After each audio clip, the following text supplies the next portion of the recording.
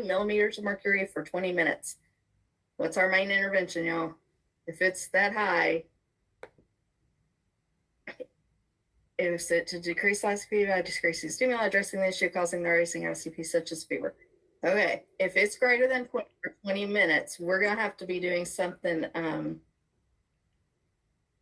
something more than just raising their head. Their head should already be raised, right? Because we should have started our nursing interventions when their ICP was between 15 and 20, right? We should have started looking to see if they have a fever, checking to the hip flexion, the neutral head position. If they've gotten up to 20 and it's staying there for more than 20 minutes, then it's time to call a physician. It's time to give some mannitol. It's time to do our more in-depth stuff. Does that make sense? Okay. All right. So between 15 to 20, we're doing our nursing interventions. Once we hit that 20 mark, we're definitely doing our nursing interventions. But if it's up there for 20 minutes and we're doing all those nursing interventions, then definitely it's time to call somebody. We need more help than what we've got.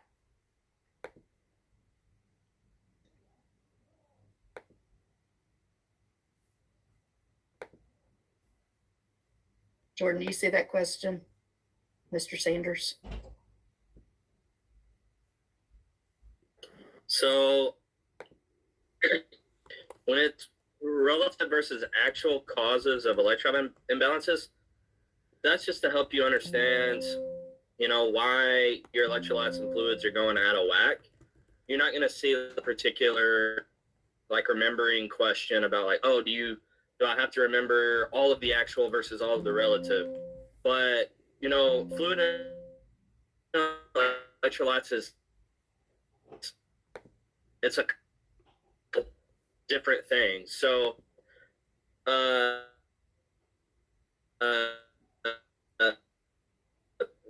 you need to understand causes in the sense of have heart failure. What does my fluid and electrolyte imbalances look like for heart failure? If my fluid electrolyte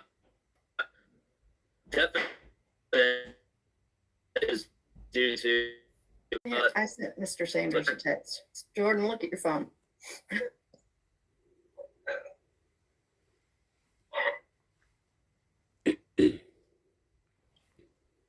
You're muted.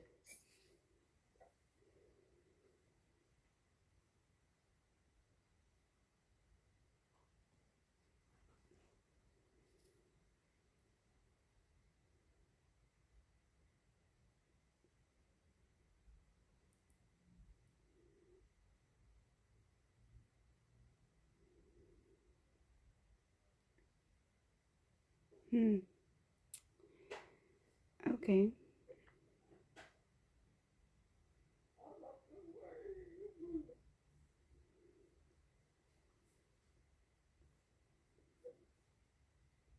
All right, while he's working on that, I'm going to go ahead and answer a couple of these other questions that are coming in.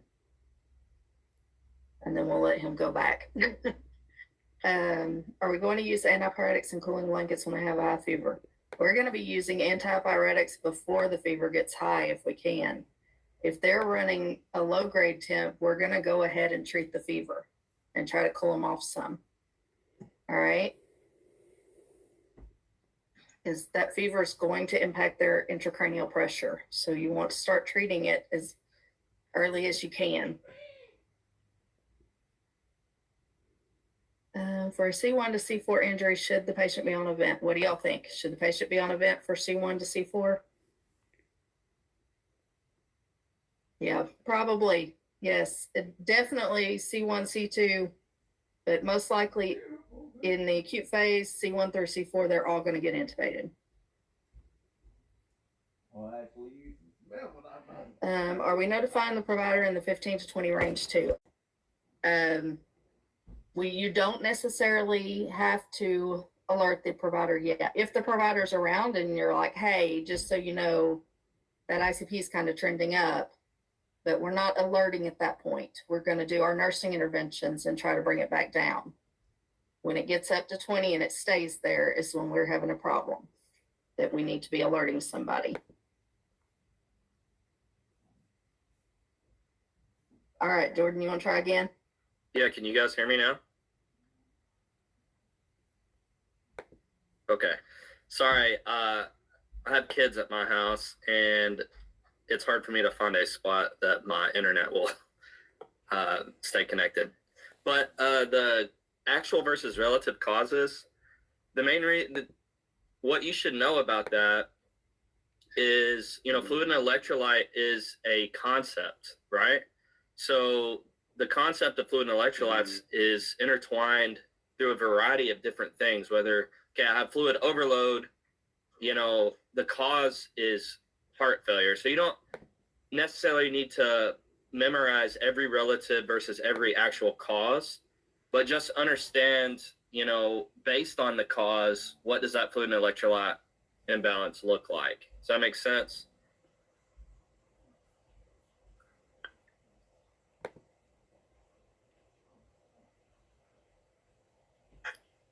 Because we're at this level, in nursing where we ask you a lot of application-based questions. So, think more along in those terms whenever it comes to your studying versus, memorizing every relative cause versus every actual cause.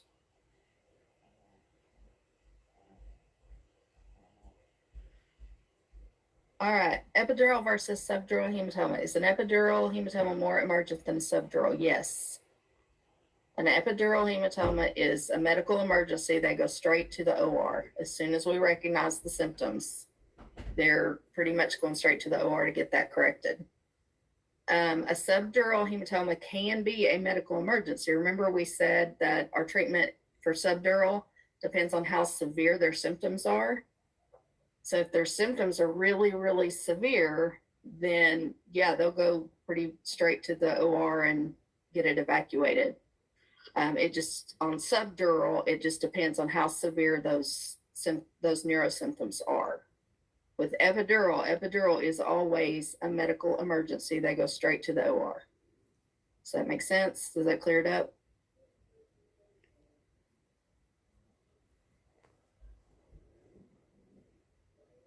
What are you apologizing for? That was fine. That was a good question.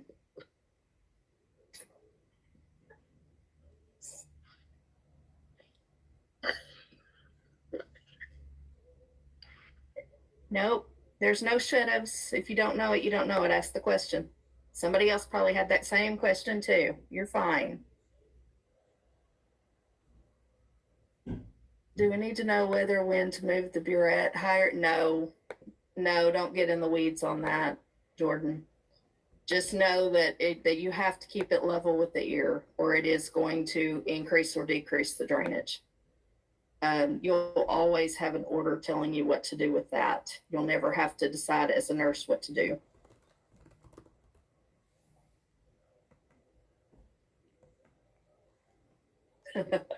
I agree. I wouldn't want to have to learn all that either.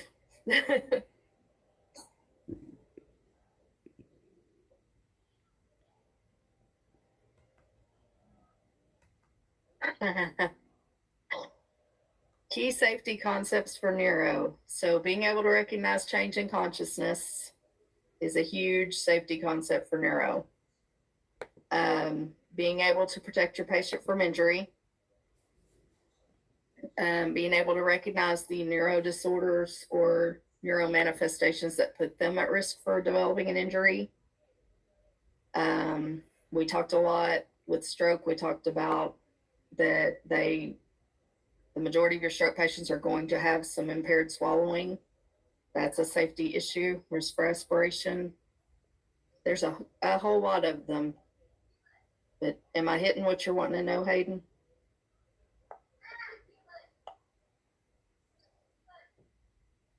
Okay. All right. Do we need to know the acute, subacute for subdural hematoma, or just understand? Just understand that you can have somebody present with an subdural hematoma that may not be able to tell you about their injury. They may not be able to describe that injury to you because if it's a chronic, it could have happened up to a year ago before we're seeing symptoms of it. All right, so just remember that you can't rule out a subdural just because they say, I haven't hit my head. And then, yes, you remember that you need a CT to determine what type of injury we're looking at. The different types of skull fracture, yeah, you need to be able to understand. Remember, we talked about that a depressed or a comminuted skull fracture is a lot more severe than a linear skull fracture, where the linear is going to heal on its own, that we don't really have to do any intervention. I would understand that concept, and I would understand basilar skull fracture.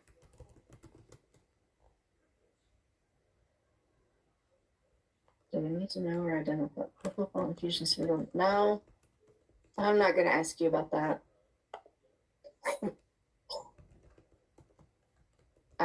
My main questions on propofol for neuro would be, when would we use it and why? Why do we like it as a sedative as opposed to some of the other sedatives? No, you absolutely do not have to classify brain tumors. Don't get lost in that. Don't get lost in that. Just understand that the symptoms that you might see that could be either type, but I'm not going to say you have these symptoms, what type is it? And I'm not going to ask you if you have this type, what symptoms you're going to see. That's too precise. You're not going to have to diagnose the brain tumor in that degree, to that degree. Hayden, can you expand on the propofol? So propofol, we like it for our neuro patients because it has a very, very short half-life. Remember, we can turn it off and within a couple of minutes, the effects of it are completely gone and I can do a neuro assessment. Whereas our other sedatives, I have to wait for the drug to metabolize out of their system. And some of them have longer half-lives. So it takes longer. So that's one reason why we would choose propofol over another drug in our neuro patients. And then instances where we would use it, we use it with our patients who have increased intracranial pressure and we're having trouble keeping them quiet or restful. So we'll sedate them so that they can rest and won't respond as much to the stimuli around them. Just in decorticate or decerebrate posturing, something that progressively happens or immediate on injury. It depends on how severe the brain injury is. If they have a really severe brain injury, they can start posturing right after that injury occurs. That can be one of their symptoms, but it's a pretty severe brain injury if they're already posturing. The other thing is, as their intracranial pressure goes up, they can progressively begin posturing. You may see posturing on just one side of the body. Then it would progress to both sides. They would start with decorticate and progress into decerebrate. Remember, decorticate is damage to the upper parts of the brain. Decerebrate indicates that we've got damage going on in the brainstem. And yes, you could see it on admission if they have a severe enough brain injury. Yes, you absolutely need to know post-craniotomy care. You need to recognize the complications that you would be watching for and how you would recognize if those complications occur. You need to recognize the interventions that you should be doing for a patient that's post-craniotomy.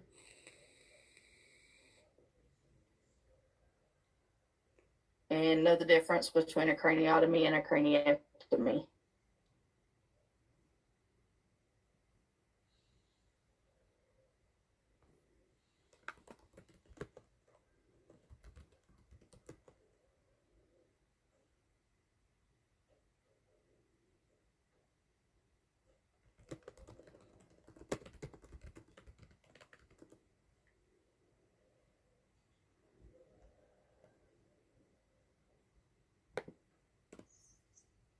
Y'all are quiet. Are y'all hunting for more questions for us?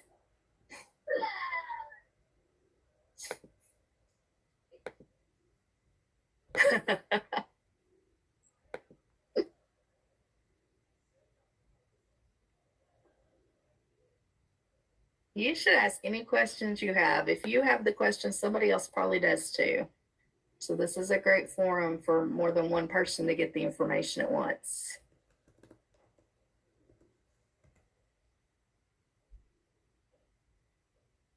So AV malformation and cerebral aneurysm, don't get too hung up in that patho. Just understand that both of them can result in a subarachnoid hemorrhage.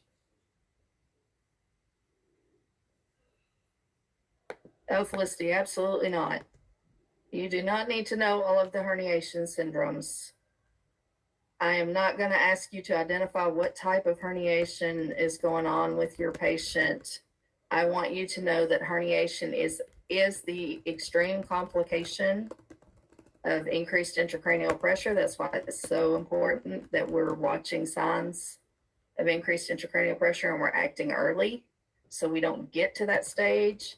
And you need to know kind of what your patient would look like when they begin to herniate, which is all those things we talked about in lecture, like Cushing's triad and fixed dilated pupils and comatose, those types of things, okay?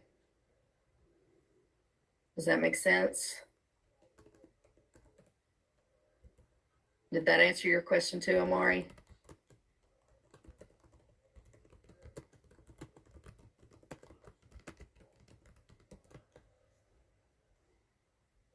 Okay. All right. Do we need to know the detail? You need to understand what would be a patient. What does a patient who fails a screening test look like? What symptoms would you see that would tell you they're not doing well on this swallow eval and I need to stop?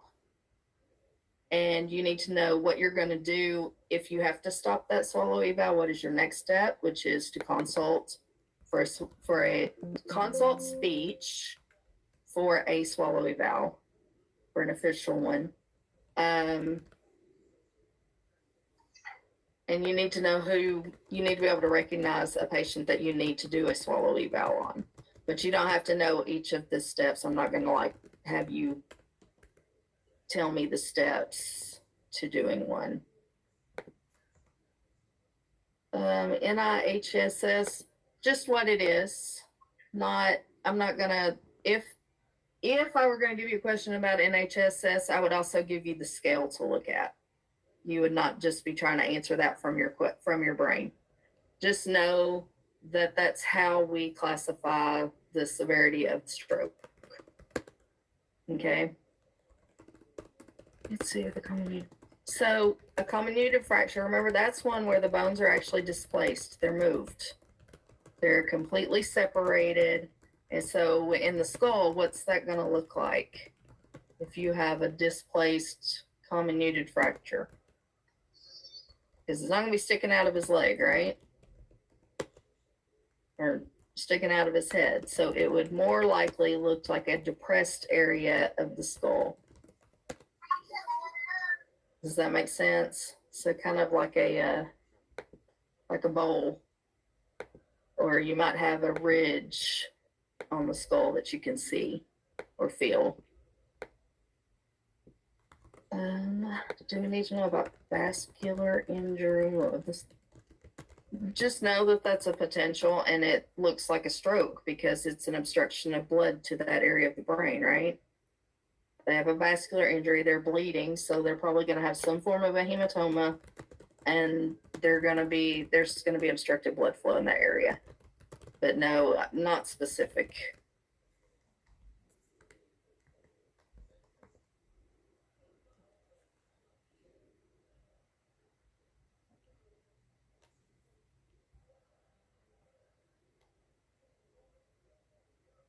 Priority, if you notice halo sign and suspect a CSF leak, notify the physician. Make sure that somebody's aware that we have a CSF leak and just keep an eye on it. if it gets worse, then we absolutely have to be intervening somehow. And intervention for a bad CSF leak is surgery. So as a nurse, there's not a lot we can do except notify somebody.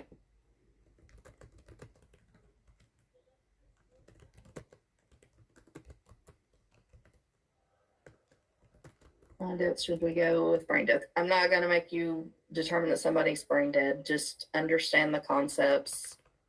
Understand the parameters that have to be met before you can say somebody is brain dead. But other than that, just I'm more concerned on the brain death thing. I'm more concerned about the psychosocial aspects of it that we talked about in class, about dealing with the family and making sure we're educating the family, than I am on you being able to diagnose brain death.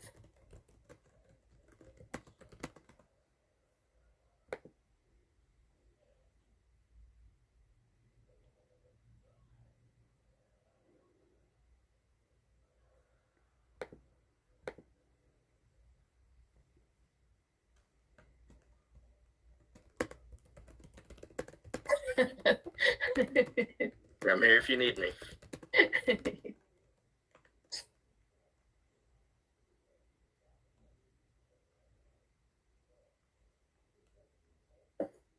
Could there be EKGs on the exam? It could be. The main things that I want to drive home with hypokalemia is the fact that they do cause cardiac events, right? So EKG monitoring is important. And I wouldn't say you have to memorize every little thing about a EKG, but some of those things like peak T waves is very specific to hyperkalemia, and then vice versa, flattened T waves for hypo. And as long as you can identify key things with that, you shouldn't have any problem answering questions about EKGs.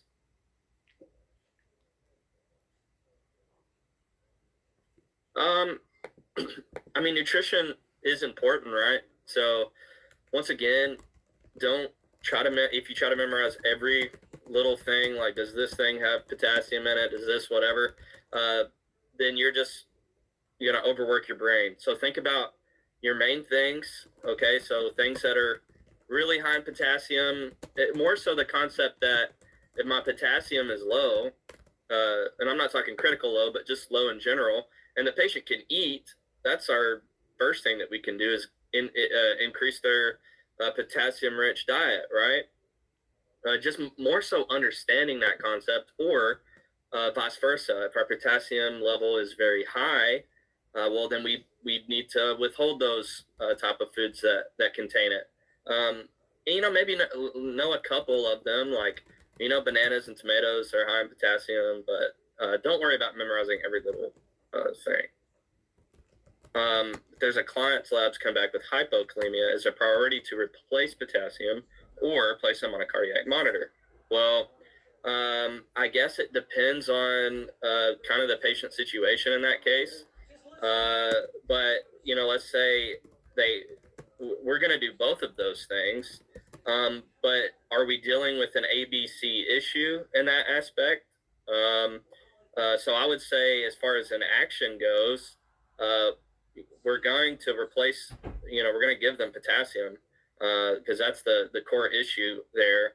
But they also need to go on a cardiac monitor, so it's really patient specific, but I'd lean more towards we're going to replace that potassium with an order and then put them on a cardiac monitor, but we need to make sure that they are doing both. For both of you, are we monitoring the type of fluid administered to these patients to reduce the pressure they have going for ICP? So what fluid would be best for these patients? So I'm going to assume, Ms. Baker can correct me, I'm going to assume with ICP, we're probably given a hypertonic solution, like 3% sodium. The same rules apply. So, as I said earlier, when you are talking about fluid and electrolytes, you're talking about every disorder that you can think of in the body, right? And so in the case of neuro, we have, increased intracranial pressure. The rules still apply for when we administer those fluids. So if we We don't want to bolus 3%. But know the semantics of that, but also, yeah, be able to identify fluid types that we would give for these different situations.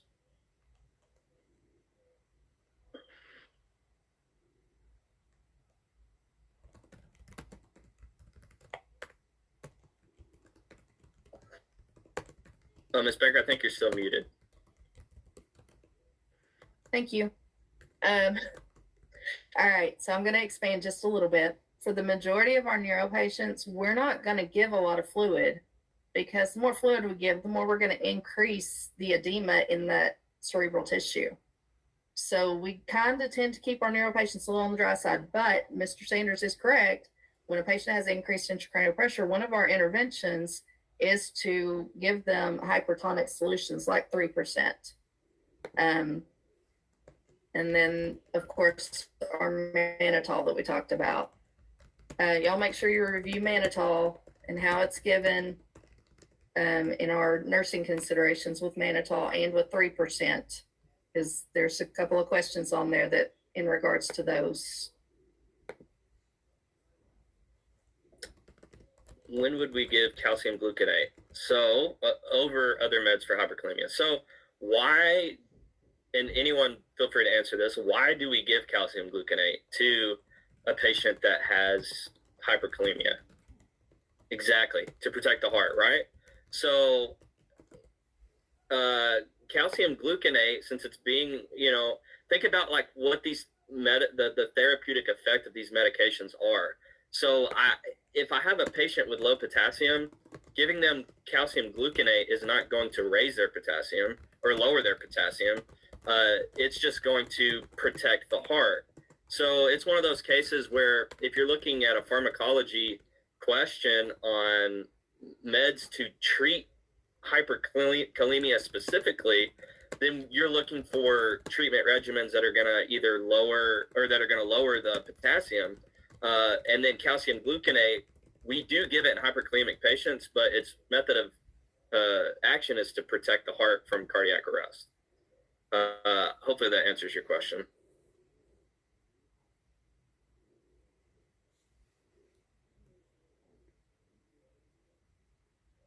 Yeah, so Amari, severe hypernatremia can do the same thing. It can cause seizure activity as well, so we have to have those seizure precautions. It's a safe rule of thumb.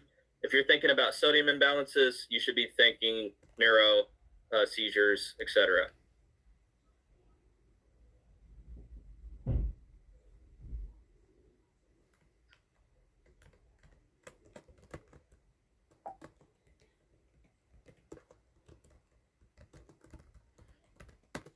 All right, we got about a minute left.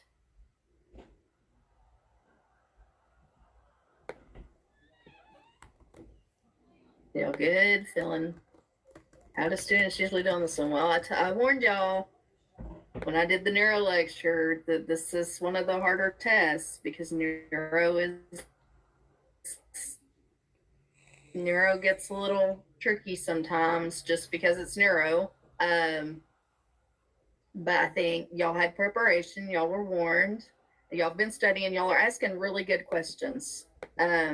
Just remember to put your thinking caps on, use that critical thinking. No, Fauna, don't focus in on brain anatomy. I'm not going to ask a specific brain anatomy question, period. I just brought that back up to remind you what kind of symptoms you might see depending on the areas of the brain that are injured. So it can help you with remembering some of those symptoms. But other than that, I'm not going to test over it.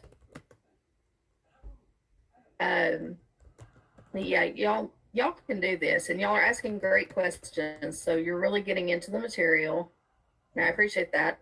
Be very, very careful about blowing off fluid and electrolytes.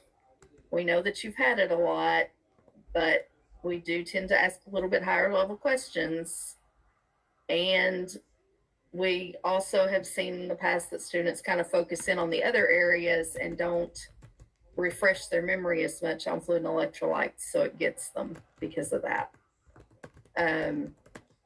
So be careful about how you manage your time. Okay. But I have faith. I think y'all are going to do okay on this. I think y'all are going to do well. I 100% believe that you can. And if you have any more questions, if anything else pops into your mind later as you're studying, feel free to email or text me and Mr. Sanders. I'm sure we'll both respond as quickly as we can and give you some feedback on your question, okay? Y'all got this. All right. See y'all Monday.